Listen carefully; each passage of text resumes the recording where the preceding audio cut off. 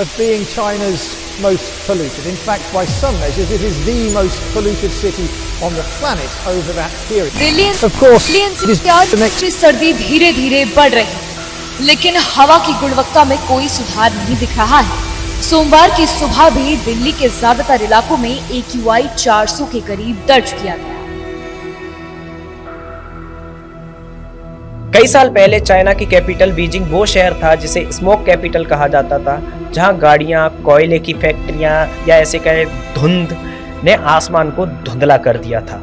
उस समय शहर की हवा में पॉल्यूटेंट पार्टिकल्स बहुत ज्यादा थे, लोग मास्क लगाकर सड़कों पर चलते थे। लेकिन अब यह टाइटल इंडिया की कैपिटल दिल्ली को मिल सकता है, यह कहना गलत नहीं होगा, क्योंकि दिल्ली की जैसी तस्वीरें निकल के आ रही हैं कुछ वक्त से, हमें पता चल रहा है कि लगातार ये AQI गिरता जा रहा है। डेटा दिखा रहा है कि पिछले कुछ सालों में 17 लाख से लेके 20 लाख लोग यानी कि 2 मिलियन पीपल पॉल्यूशन की वजह से डाइड हो रहे हैं। पॉल्यूशन दिल्ली को धुंधली चादर से ढक देता है और शायद उसके साथ हमारे उस माइंडसेट को भी जो इस प्रॉब्लम को लॉन्ग टर्म सॉल्यूशन की बजाय शॉर्ट टर्म सॉल्यूशन के उपायों में लग जाता है, चाहे वो हमारी सरकारें हो, चाहे हमारे लोग हो, चाहे यहाँ की जनता हो और चाहे यहाँ का इकोसिस्टम हो। लेकिन चाइना का एक शहर ऐसा भी है जिसने इसी मेजर एयर पॉल्यूशन जैसी सीरियस प्रॉब्लम को इस तरीके से धोया कि आज वो शहर एकदम क्लीन हो चुका है। एक समय पर स्मोक कैपिटल के टाइटल से नवाजे गए शहर बीजिंग को कैसे चाइना ने क्लीन किया और ये साबित किया दुनिया के सामने कि सबसे तेज एयर क्वालिटी इंप्रूवमेंट कहीं हो सकता है तो वो चाइना कर सकता है, तो फिर भारत क्यों नहीं। इसकी कहानी आज मैं आपको बताऊंगा। मेरा नाम है विद्यार्थी शिवम और आप देख रहे हैं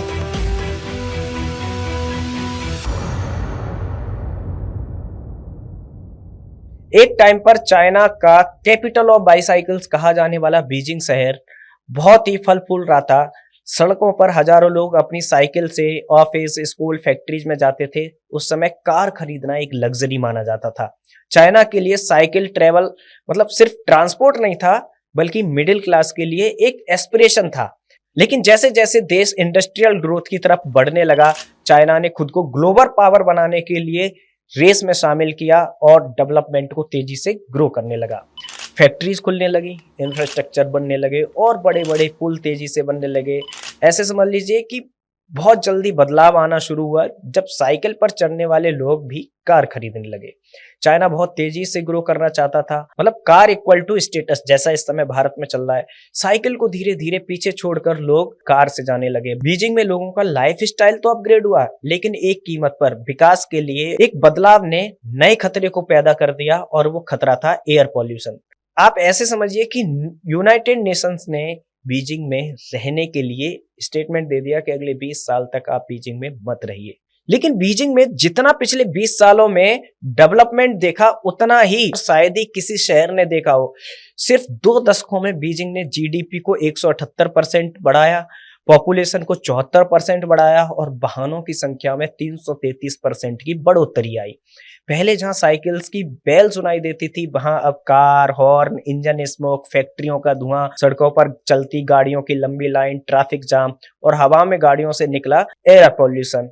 इससे बीजिंग का वो चेहरा धुंधला होता चला गया जो कभी साइकिल फ्रेंडली और क्लीन एयर की सिटी हुआ करता था। विकास के इस दौर में चाइना का कोल कंजम्पशन बहुत ज्यादा बढ़ गया, खासकर ठंड के मौसम में हीटिंग के लिए लोग कोयला जलाते थे घरों में। फैक्ट्रीज में कोयला ज्यादा जलता है हीट कंज्यूम करने के लिए, जिससे पॉल्यूशन और तेजी से बढ़ा।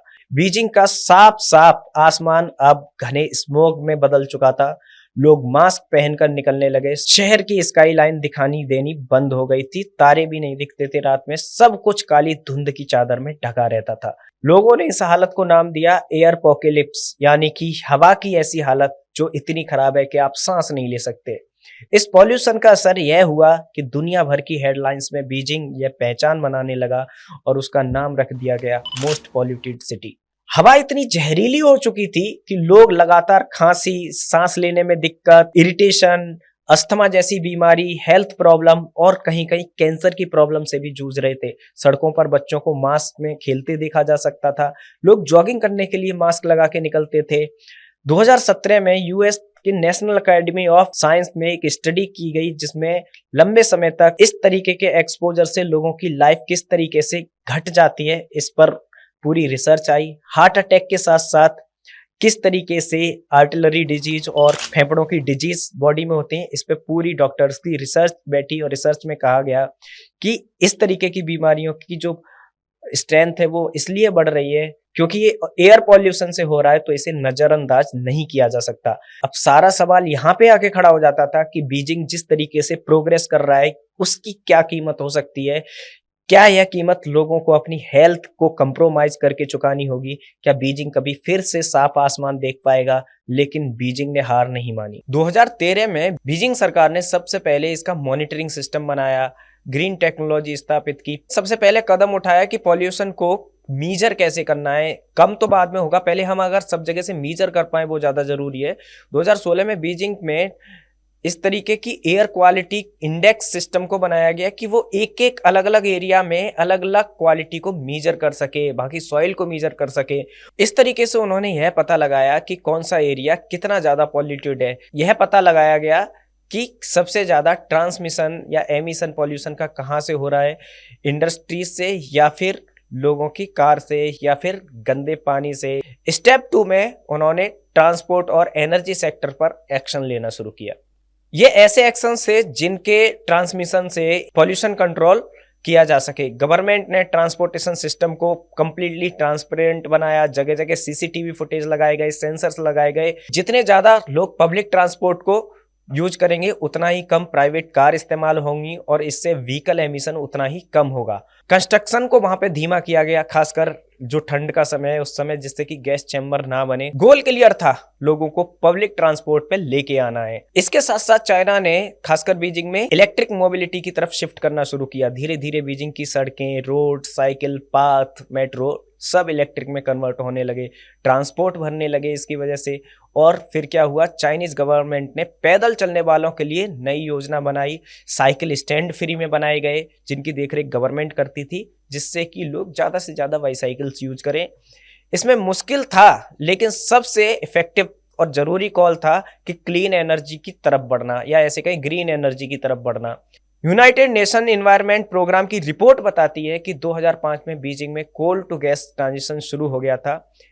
बिजली और गर्मी के लिए जहां कोयला जलाया जाता वहां वो अब नेचुरल गैस को जलाने लगे थे। 2005 से 2017 तक बीजिंग में 11 मिलियन टन कोल का इस्तेमाल किया गया, लेकिन जब ये कोल माइनिंग शट डाउन कर दी गई तो लोगों को गैस पे शिफ्ट होना पड़ा। कोल इंडस्ट्रीज ने काफी दबाव बनाया और कई आसपास के शहरों से इसकी ब्लैक मार्केट की गई, लेकिन उसके बावजूद सरकार रोक लगाने में कामयाब हुई।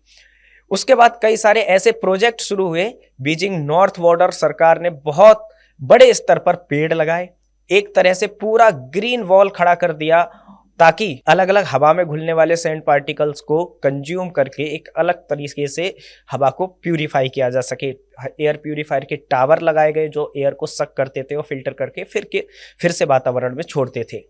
ये जिस तरीके से कोल को शहर में घुसने से रोका गया था, ये बीजिंग की हवा को साफ करने में एक बहुत बड़ा मास्टर स्ट्रोक साबित हुई। पॉल्यूशन कंट्रोल के चौथे स्टेप में बीजिंग ने ट्रांसपोर्टेशन सेक्टर में काफी बड़े बदलाव किए जो असरदार और बहुत ज्यादा काबिल तारीफ साबित हुए, लेकिन इसको इम्प्लीमेंट करना उतना ही चैलेंजिंग था।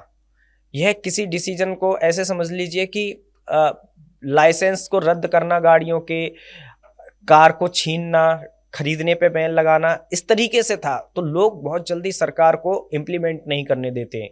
होता यह था कि जो पब्लिक और मॉल्स के जो पार्किंग्स थी उनको जबरन बंद करा दिया गया। कुल मिला के पॉल्यूशन के जितने भी मेजर कदम थे उन सब पे निगरानी शुरू हुई। 2011 में शुरू हुआ यह सिस्टम अभी भी लागू है। जब केजरीवाल गवर्नमेंट थी तो उन्होंने ऑड इवन सिस्टम लागू किया था, ये बीजिंग से ही उठाया हुआ था और वहां पर अभी भी लागू है।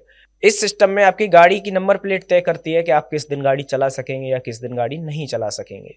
भारत की तरह ही वहां पे स्क्रैपिंग सिस्टम लाया गया कि अगर आप पुरानी गाड़ी को स्क्रैप करते हैं तो आपको नई गाड़ी खरीदने पे 10 से 20% की सब्सिडी मिलेगी। लो एमिशन जोन बनाए गए जिनका मुख्य कारण था कि आपकी गाड़ी ज्यादा स्मोक छोड़ती है तो आप किस जगह अपनी गाड़ी को खड़ा कर सकते हैं। यानी कि आप इसको ऐसे समझिए कि अगर आप दिल्ली में आ रहे हैं और वहां पे एमिशन बहुत ज्यादा हाई है या पॉल्यूशन ज्यादा है तो आप गाड़ी अपनी नोएडा में खड़ी करके पब्लिक ट्रांसपोर्ट को यूज करके दिल्ली में आ सकते हैं, लेकिन टोटल पॉल्यूटेड एमिशन उस शहर में नहीं छोड़ सकते जहां पे ये ऑलरेडी गैस चैम्बर बना हुआ है। भारत में आप ऐसे समझ लीजिए कि एक तरफ हिमालय है और दूसरी तरफ पराली जलती है, जैसे कि हरियाणा हो गया, पंजाब हो गया, इन स्टेट्स में।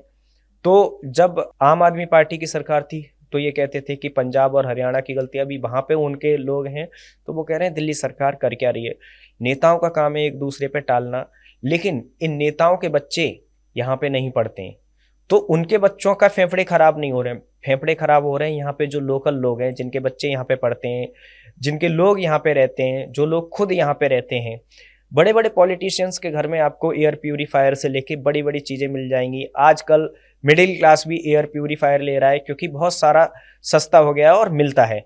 लेकिन मैं फिर उसी बात पे आना चाहूंगा कि जिस तरीके से बीजिंग कंट्रोल कर सकता है और पब्लिक ट्रांसपोर्ट को यूज करके अपने एमिशन को कम कर सकता है। हमारे यहाँ भी इलेक्ट्रिक बसेस की बात होती है, लेकिन अगर आप दिल्ली में इलेक्ट्रिक बसेस की बात करेंगे तो वो आज भी 5% से भी कम है।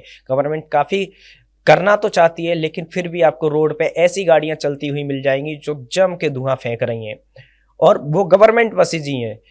कुल मिला के इससे हवा खराब हो जाती है और फिर लोगों के सांस लेने से लेके कैंसर जैसी और लंग्स की बहुत सारी बीमारियां फैलती हैं।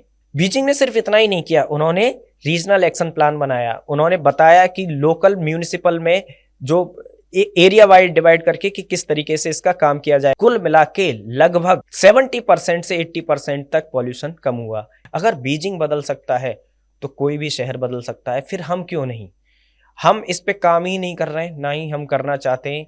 हमारे यहाँ की जनता को लगता है कोई दिक्कत नहीं है, हमारे यहाँ के नेताओं को लगता है, हमारे यहाँ की सरकारों को ऐसा लगता है कि साल में 20 लाख लोग ही तो पॉल्यूशन से मर रहे हैं, इससे क्या ही फर्क पड़ता है। अंत में एक चीज और कहना चाहूंगा, मौसम तो खराब है ही, साथ में गैस चैम्बर तो दिल्ली बन ही चुका है। अगर आपको एयर प्यूरीफायर चाहिए, सस्ते चाहिए और टिकाऊ चाहिए, तो इसके लिए हमारी कंपनी है इलेक्होम, गूगल करिए, उस पर दिए हुए नंबर पे कॉल करिए और हमारे यहाँ से आप एयर प्यूरीफायर खरीद सकते हैं। आपका क्या मानना है, क्या दिल्ली से लेके एनसीआर, खासकर गुड़गांव दिल्ली में लॉकडाउन लगना चाहिए पॉल्यूशन को लेके? क्या इस पे प्रॉपर कमेटी या जांच कमेटी बैठ के इसका सॉल्यूशन निकालना चाहिए? सरकारों को एक दूसरे की तरफ डालने की बजाय अभी 3.5 करोड़ रुपए खर्च करके क्लाउड सीडिंग की गई दिल्ली में कि बारिश होगी और पॉल्यूशन हट जाएगा, जिसमें कानपुर आईआईटी भी शामिल था, लेकिन बारिश नहीं हुई। ये एक्सपेरिमेंट फेल इसलिए हुआ क्योंकि सर्दियों में हवा में नमी बहुत कम होती है, खुश्की बढ़ जाती है हवा में, और इसकी वजह से क्लाउड सीडिंग तो हुई लेकिन क्लाउड नहीं बन पाए और बारिश नहीं हुई। तो कुल मिला के फर्जी पैसा बर्बाद करने से अच्छा है कि भविष्य के लिए ठोस कदम उठाए जाने चाहिए। आपकी इस बारे में क्या राय है, हमें कमेंट सेक्शन में जरूर बताएं। बहुत बहुत धन्यवाद।